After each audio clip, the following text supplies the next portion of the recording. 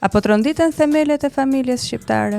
Po diskutim që po tronditen edhe po tronditeshin rënd, mund thoja, për faktin që pjesa globale e majtisave kishte bërë një punë, pra këto Sorosi, këto OIF-t, këto LGBT-t, të cilat ishin gjithanej prezent, që shteti i jepte atyre privilegjeve, nëse ishi i regjistruar në LGBT, s'ka rëndësi gjendja ekonomike si kishe apo familjare, por kishe e përsi, një gjë që këtu nuk kishte diskriminim, askush nuk e diskriminon të tjetrin për orientimin e tij seksual.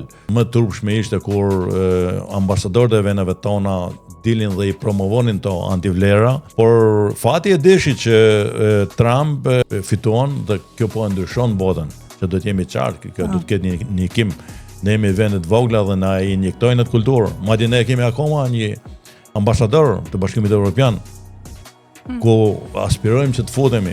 Doli dhe deklaroi pa pikën e turpit një vend konservator si Shqipëria, që ne kemi paktën pjesën e traditës.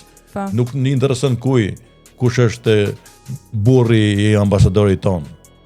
Kjo është fare e parancishme për shqiptarët. Ne na intereson vlerat e Evropës.